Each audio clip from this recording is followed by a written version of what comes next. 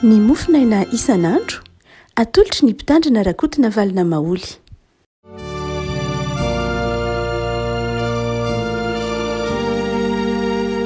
Falimiraba tsika revako malala tratra ity alarobia fa 7 ny volana jolay ity. Ny mofinaina valaotra atsika nio dia ny bokin'ny asan'ny apôstôly toko 7. Asan'ny apôstôly toko 7 diny voalohany ka hatramin'ny 7:20. Asan'ny apôstôly toko 7 diny voalohany ka hatramin'ny 7:20. Fakitsika amin'ny alalan'i Jesosy. Ary Saoly mbola nifofofo fandrahonana sy famonoana tamin'ny mpianatry ny tompo ihany, dia nakao ampisorona be izy ka nangataka taratasy taminy ho any amin'ny sinagoga ny Damaskosy mba ho hitiny fatotra ho any Jerosalema izay rehetra hitany momba izany fampianarana izany na lana vavy. Ary raha nandeha izy dia tonga teo akaikin'ny Damaskosy, ary nisy sy mazava avy tany an-danitra nanelanelatra tampoka manodidina azy, dia lavitra amin'ny tany izy ka nandre feo nanao taminy hoe Saoly, Saoly, nahoana anao no manenjika ahy? Ary hoy izy, iza moa ianao tompoko? Dia hoy izy, izaho ny Jesosy izay enjahinao. Fa mitsangana ka makanesa ho any an-tanàna dia ho lazaina aminao izay mety hataonao. Ary ny olona izay nomba azy tamina lehany dia nitsangana tsy nahateny, ary nandre ny feo izy nefa tsy nahita olona. Ary Saoly nitsangana tamin'ny tany, ary rehefa nahiratra ny masony dia tsy nahita na inona na inona izy. Ary ireo nitantana azy ka nitondra azy ho any Damaskosy, ary tsy nahita izy atelona sady tsy nihinana na nisotro. Ary nisy mpianatra anankiray tany Damaskosy atao hoe Ananiasy. Ary hoy ny tompo tamin'ny fahitana ry Ananiasy, dia hoy izy, ity aho tompoko. Ary hoy ny tompo taminy, mitsangana ka mandehana any amin'ny lalana atao hoe Mahitsy. Ka izaho ao an-tranon'ny Jodasy izay lehilahy atao hoe Saoly, avy any Tarsosy, fa indro efa mivavaka izy. Ary izy efa nahita lehilahy atao hoe Ananiasy niditra ka namiditra tanàna taminy mba hahiratra ny masony. Ary Ananiasy namaly hoe, tompoko, ifareko tamin'ny maro ny aben'ny ratsy nataony izany lehilahy zany amin'ny olonao masina ny Jerosalema, ary manana fahefana tia koa avy amin'ny mpisorona be izy hamatotra izay rehetra miantso ny anaranao. Fa hoy ny tompo taminy, mandehana fa fanaka voafidy izy ho fitondràna ny anarako eo anatrihan'ny jentilisa sy ny mpanjaka ary ny zanak'Israely. Fa aseho koa azy ny apetsahany izay tsy maintsy aretany ho voninahitry ny anarako. Ary nandeha Ananiasy ka niditra tao an-trano, dia nametra tanana taminy ka nanao hoe, ry Saoly, ry rahalahy, ny tompo dia Jesosy izay niseho taminao teo amin'ny lalana lehanao no efa naniraka ahy mba hahiratany masonao, ary mba ho feno ny fanahy masiny ianao. Ary niaraka tamin'izay dia nisy zavatra toy ny kira nazan-drano niala avy tamin'ny masony, dia nahiratra izy ka nitsangana dia natao batisa, ary ny nakanina izy dia natanjaka.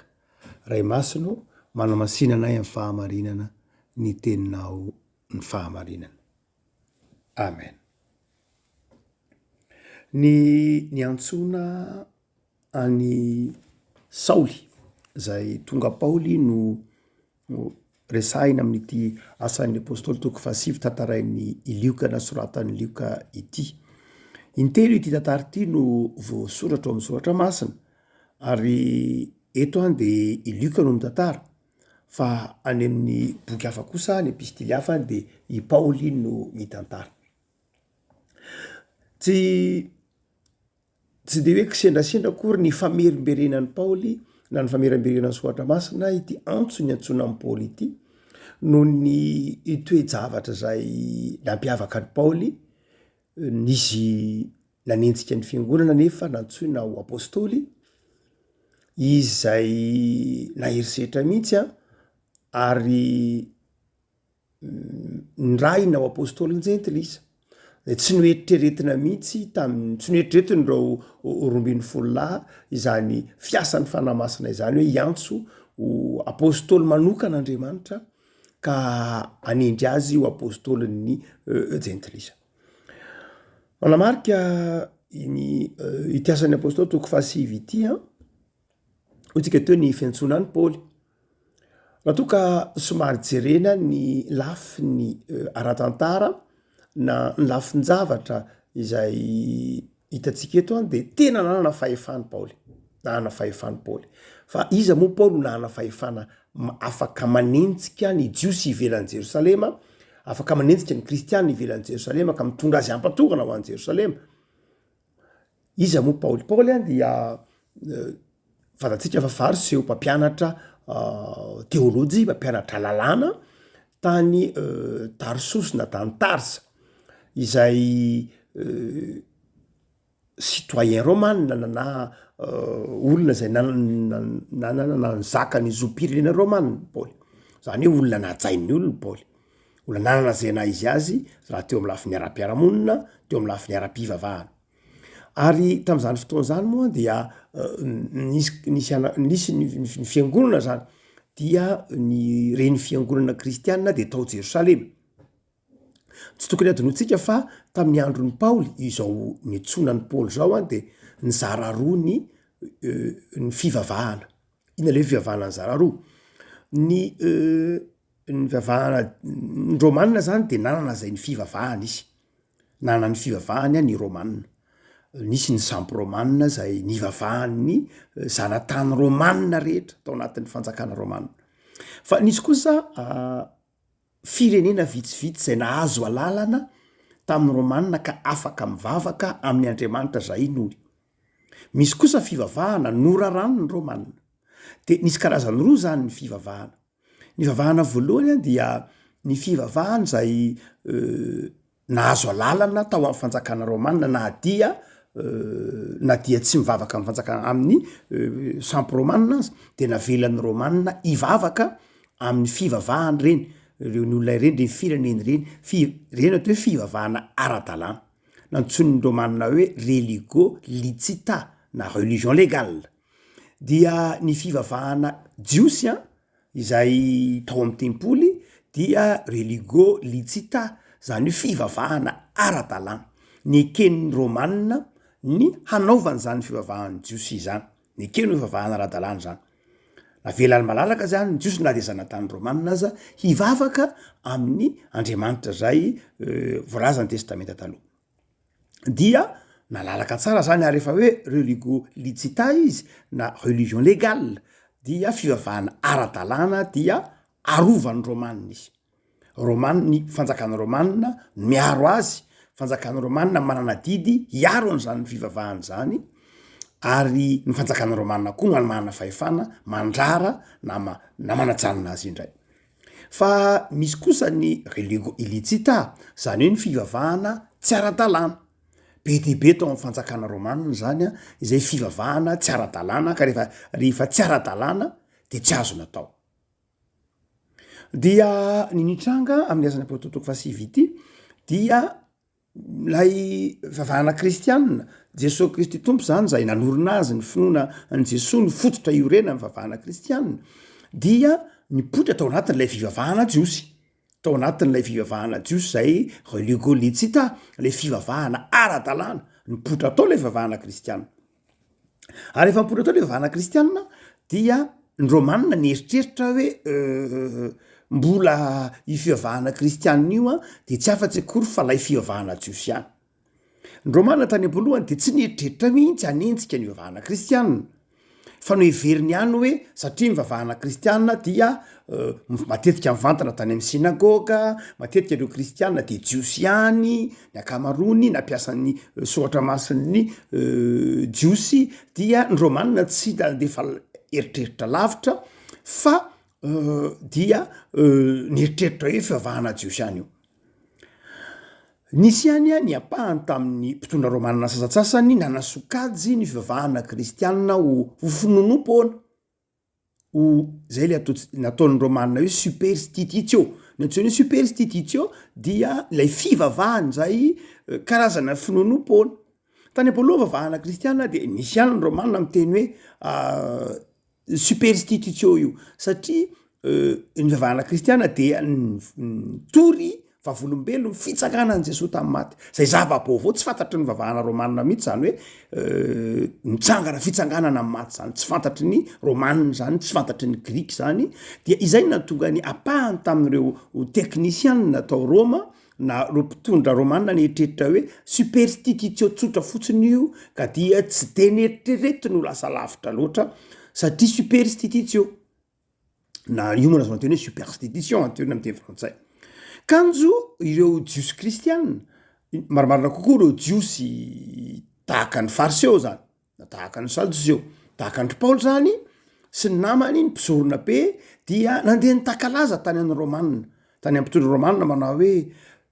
io fivavahana io ange tsy superstitution ka azonareo maivanina la superstitution io azonareo maivanina fa tsy superstitution io raha izay faharoa io fivavahana zay fivavahana kristianina io dia sampany tsy sampany fivavahana jiosy velively io tsisy ifandraisany amin'ny fivavahana jiosy io satria lay jesosy kristy tompo zay lay jesosy zay nombona ro atao amin'ny azy fijaliana zay ny orenany io fivavahana kristianina io tsy fantatra io zavatra hafa mihitsy io fa religoilicita io raha ohatra ka lalàna anjerena no zany dia tokony fongariny io ary tokony foanany io tokony atao zay atapitra ny fivavahana io zany hoe ny jiosy any zany no nampirisika ny romanina hanentsika ny vavahana kristianina satria tsy manana fahefana hanentsika ny vavahana kristianina ny mpitondra vavahana jiosy raha tsy ny romanina no manentsika azy de namoaka didy zany ny romanina manao hoe ny vavahana kristianina kay fivavahana tsy ara-dalàna religo illicita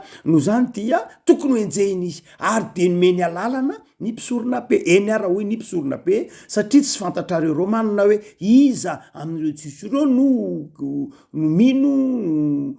anlay superstitution zay razan'ireo superstitution iza amin'ireo jiosy ireo no kristianina no zany dia aleo zahay no anentsika azy ny jiosy any zany mpisorona be na zay olona omeny mpisorona be alalana no anentsika azy satria jiosy izy dia azona enjehana na ny damaskosy izy na ny efesosy izy na ny korinto izy raha mbola jiosy izy ka manaraka ny vavahana kristianina io de omeo alalana zay anentsika azy zay le fahazona la zay le taratasy zay resahan'ny asan'ny apôstôly toko fasivy eto de i paoly na azon'zay alalan'zay hoe afaka anentsika ny jiosy izay rehetra jiosy ka manaraka ny vavahana kristianina dia navelan'ny romanina ho samborona satria manaraka ilay fivavahana religo illicita na lay fivavahana tsy ara-dalàna zay nahatonga ny paoly na afaka nanentsika sy namatotra nitondra-patorana na mitora-bato amin'ny stefanina mihitsy ary zay hitantsika amin'ny bokyny asan'ny apôstôly fiandohanany bokyny asan'ny apôstôly eto ravako malala de fiovampony zany lehilahy zany no asehony asan'ny apôstôly toko fasivy fiovampo miezinezina satria ny olona nanantsaina indrindra tao amin'ny fivavahana jiosy ny olona naranitra indrindra tao amin'ny vavahana jiosy ary ny olona ataontsika hoe tany amin'ny elatra maherisetra indrindra no elatra maherisetra mihitsy tamin'ny vavahana jiosy no io fa nitaraboka ary nibebaka ndeha revako malala ijery kositsika lafin-javatra vitsivitsy a momba n'zany ataontsika hoe fidebam-pôly zany na fiovam-pôly zany zay mety ho fiovamponao koa na mety ho amantaranao ny fiovamponao na mety ho lalana koa aza ny fanenanao tamin'Andriamanitra ny voalohany de zao zany zay hitatsika dia mahagaga Andriamanitra manamarina ny tenin'ny Jesosy marina hoe tsy avy antso ny marina izy fa ny mpanota bahibebaka raha toa ka jerena de Paoly zay nanentsika ny fiangonana de niona tamin'i Jesosy Paoly tsy niona tamin'i Jesosy mihitsy tetỳ tany Paoly any dia lehibe tany Tarsosy Jesosy taty Jode na taty Galily tsy niaona mihitsy Paoly sy Jesosy no zany tsy fantatry Paoly ara-batana na arakaranofo zany Jesosy saingy zao fatany kosa ara-tantara mazava ho azy de nanentsika ny fivavahana kristianina izy andeha hitondra ny jiosy nanentsika ny reo jiosy tao amin'ny sinagoga ny Damaskosy Paoly nolotojo any Jesosy teny an-dalana eny ambony soavaly izy no naheno nahita ny fahazavana Kristy ary eny ambony soavaly izy nipotraka ho ny filazan'ny Lukas amin'ny asan'ny apôstôly de nandre feo ka ny teny manao hoe Saoly nahoana ianao ny manentsika de afaka malala iny natao hoe olona mifanojo amin'ny tompo tarafina misoratra amin'ny tantarany Paoly. Ny voalohany de zao ny olona zay mifanena amin'ny tompo de tsy ampoizina mihitsy ny fifanenana amin'ny tompo.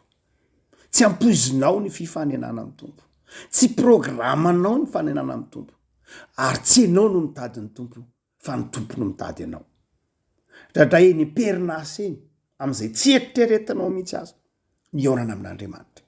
Tsy ampoizina mihitsy zany fiorana amin'Andriamanitra zany. Andriamanitra mitompo ny fotoana sy ny toerana ionany aminao.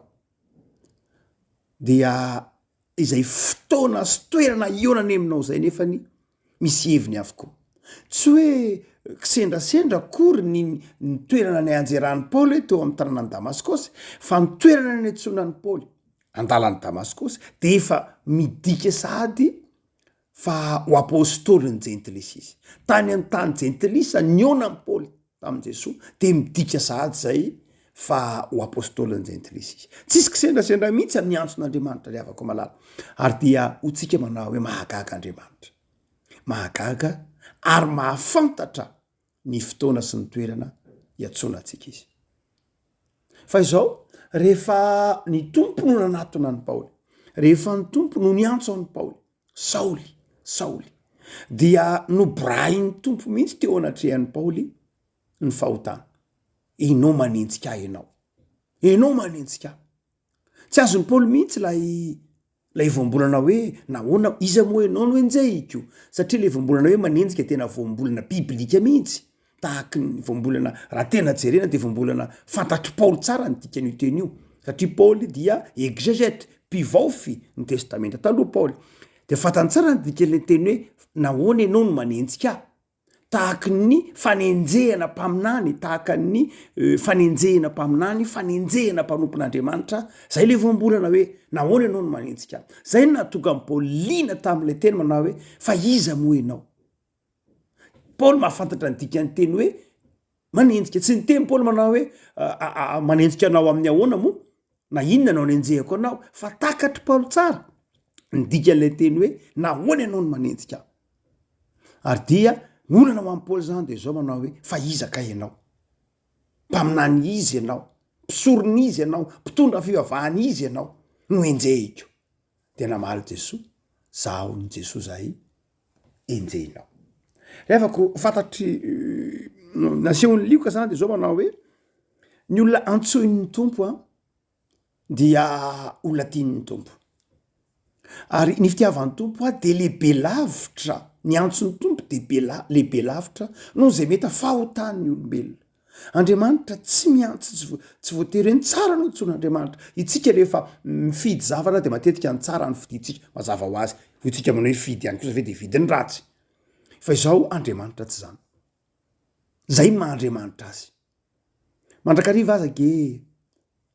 ny ratsy ny tian'Andriamanitra. Jakob zany ange dikany teny hoe Jakob aza mpamingany. Inona koa no fidianan'Andriamanitra, fidianan'i Jesosy an'i Jodasy? Mbola tian'Andriamanitra, tian'i Jesosy ange Jodasy, matoa nataony mpianatra. Jesosy tsy miahoatra mihitsy, tsy misy fahotana zay mampatahotra an' Jesosy ny anaisotra azy amintsika le avako malala. Rehefa nantsoina isika de Andriamanitra manatona antsika ary miona amintsika amin'ny fotoana sy ny toerana zay tia ny onana amintsika. Toy ny filaza Lukas hoe rehefa avy niteny Jesosy nanambara ny tenany tamin'ny Saoly hoe za ange nenjehinao, hoe za Jesosy no enjehinao. Dia Saoly dia nitaraboka, nahita ny fahazavan'ny tompo, nasehon'ny tompo azy aloha, ny hery, ny fahazavany. Ary Saoly moa teny ambony soavaly, dikany hoe teny ambony soavaly de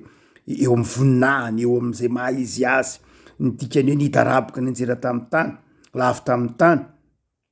Amin'ny andininy fahaefatra de milaza hoe milaza mahatsinitsinina zany fahefan'ny Paoly zany eo anatrehan'Andriamanitra. Paoly lay nirehare, Saoly na i Paoly zay nirehare, zay niambonana zay maha izy azy, nitaraboka teo anatrehan' Jesosy. Ary zany driavako malala ny antson'Andriamanitra. Zany ny antson'Andriamanitra. Mampitaraboka ny mpanompony, mampiaiky ny mpanompony. Ay anao no Andriamanitra, ay tsisy tahaka anao. Ay Andriamanitra mahay ny zavatra rehetra ianao, ay Andriamanitra fitiavana ianao, ay ianao le tena fahazavana. satria paoly dia nieritreritra fa izy nahafantatra ny tena fahazavany soatra masina saingindrisy fa nasehony tony taminy fa ao am' jesosy ihany misy ny tena fahazavana marina fa zay tonony zao tontolo zao fahazavana de fahazavana mahajamba fa ny fahazavany kristy zany ny tena fahazavana zay mitondra fiainana ho an'ny olona de nitaraboka tam'tamy paoly afaka malala ny antsony tompo mety efa amitsika de antso manova manjeratsika am'izay ireharehatsika ary mahatonga atsika aza ihila iankina amin'ny hafa hoy ny filazany Lukas manao hoe de rehefa nitaraboka paoly tsy niverina teo ambonilay soavaly zay midika sovaliny voninahitryolombelona sovaliny reharehan'olombelona sovaliny reharehan'ny maha citoyenna mahazanatany romana zany rehetrana nanany paoly mpampianatry l'université natsain'ny olona nanympisorona be aza dia miondrika tamin'ny paoly tam'ny fotoana sasany satria olona avara ampianaran'ny paoly zay dika lay ninjera teny amin'ny soavaly tsinitsininy paoly ary dia zay mahatonga azy miteny ny Filipianina manao hoe nataoko tsinitsinina taimboraka atao zany rehetra zany mihoatra ny atsaran'ny Kristy de iny no nitranga io paoly fa notatanina no tataniny paoly afaka malala ny olona rehefa miaona amin'ny tompo de zao lay freharehana amin'ny fahaleovatena iny lay fieveratena ho feno fiaveretena ho tsy miankina na amin'iza na amin'iza fiaveretena ho tsy mila fiankinana na amin'inona na amin'inona dia inona no nitranga io fa lasa nanaiky ho tantanina afaka malala ny mpanompon'Andriamanitra ny olona nantsoin'Andriamanitra de zao manjary lasa miankina amin'ny hafa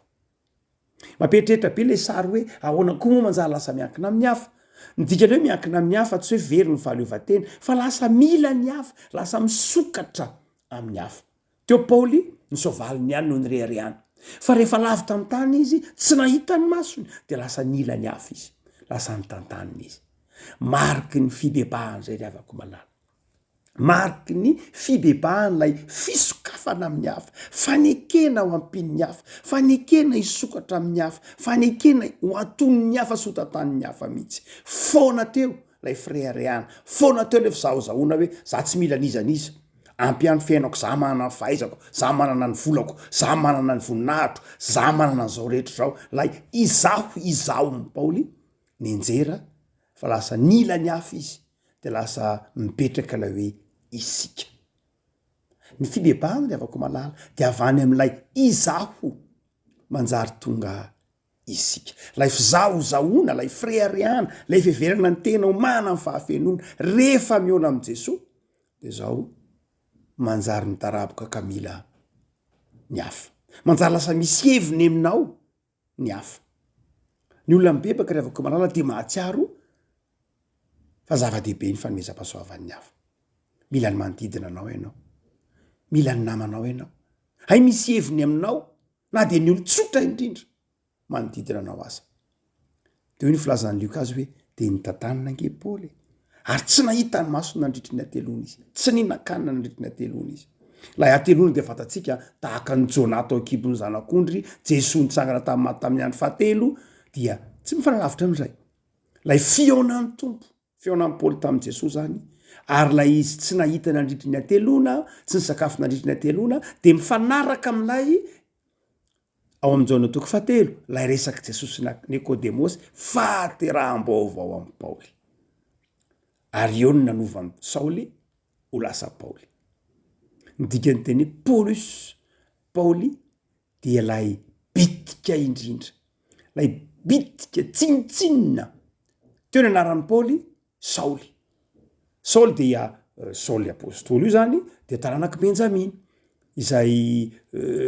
nataony ray aman-dreniny hoe Saoly ianao tahaka ny Saoly mpanjaka ianao lava kanefa Saoly bitika kely ary ara-batana ary izy foy de hoy paoly manao hoe tsy Saoly ny anarako tsy lava tsy tahaka ny Saoly mihitsy aho préarea mizahozao aho tsy tahaka ny Saoly mpanjaka izay niala tamin'Andriamanitra fa izao Paolusy zany bitika sy tsinitsiny ka manaiky iankina amin'ny hafa azy manaiky ho velomin'ny hafa azy paoly ange zany paoly zany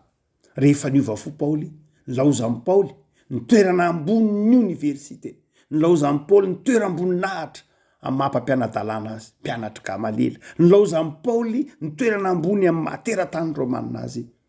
fa nanaiky nampiasa ny tanana izy mpanao lay nanaiky velomo ny fiangona tao Filipy nanaiky ny vahiny tao amin'ny tranony Lydia nanaiky ny vahiny tany amindreo tranondreo mpifonja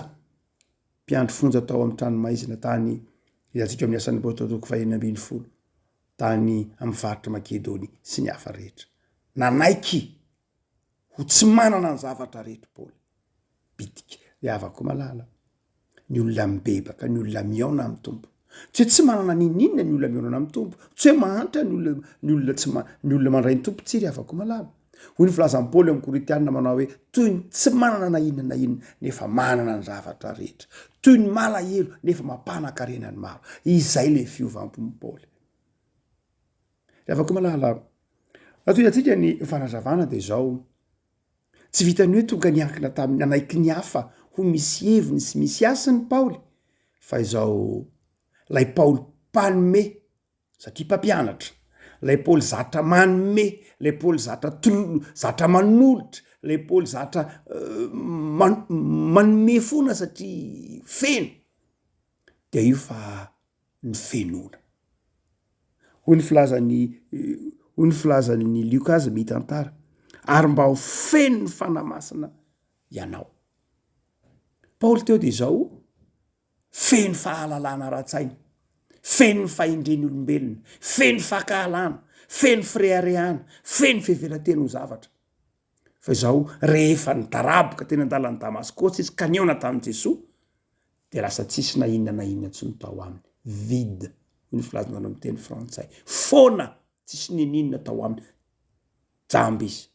tsy raha hita tsony masony nony izy atelona tsy ny sakafo izy ary ny olona rehavako malala rehefa miaona amin'ny tompo de mila maridalana vaovao mahatsiaro zay vida zay hoe tompo aiza moa zany zao no alehako tompo inona zany no ataoko tompo inona ny zavatra miandry ahy mahatsiaro n'izay vida izay zay tsy visinana fahafoanana zay mihitsy ny olona rehefa miaona amin'ny tompo tsy fantatra tsony inona moa zany zao Andriamanitra ny ataoko misy an'izay tsapanao rehefa miaona amin'ny tompo anao de zao ny tompo rehefa aveo ny mameno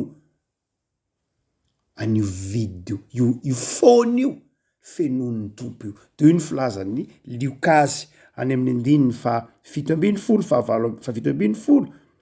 sy ny 8:folo de izao ho feno ny fanamasina ianao tsy hoe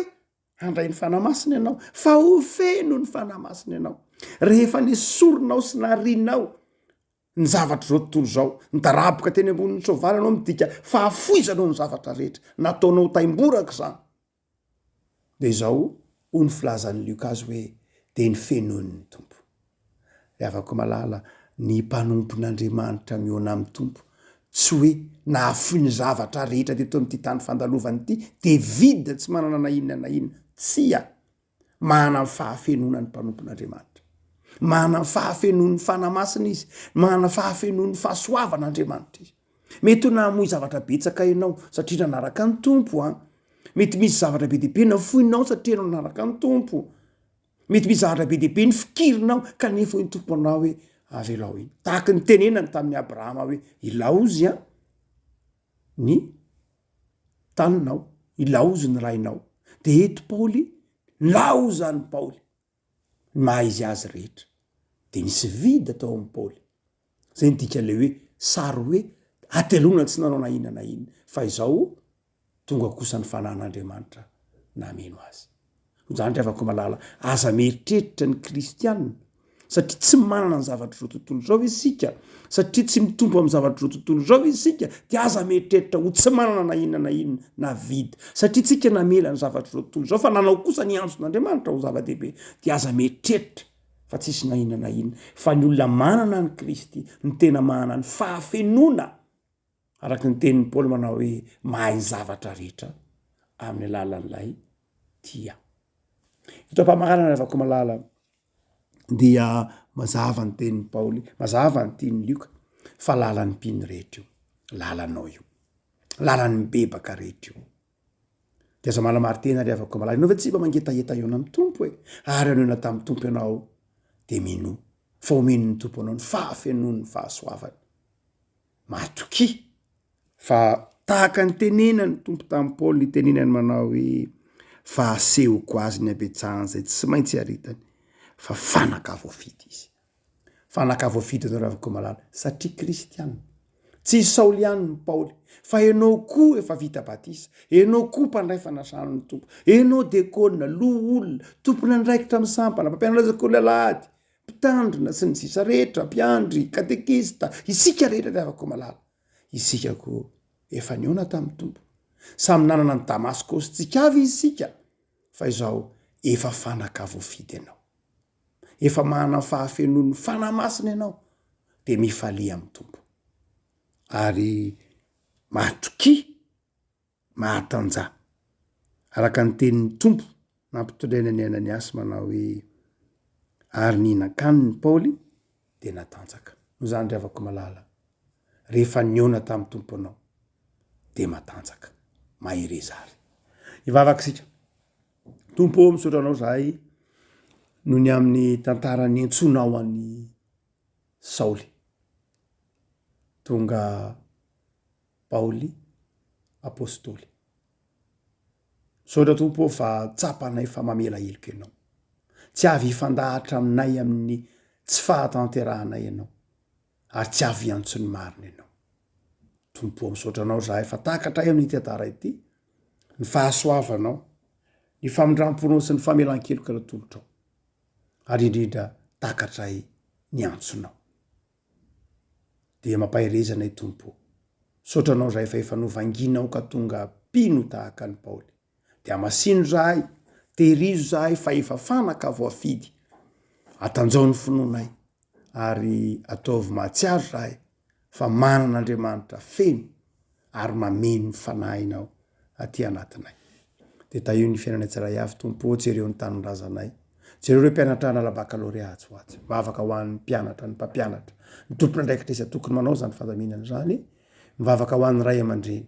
mivavaka ho anay tsiraray avy mivavaka ho an'ny synode lehibe ny Efjekemy zay atao atoato ny fandaminana maro samihafa ny mpivory tompony andraikitra isa tokony trotrona iambavaka tompo iariary ny voninahitra satria fantatray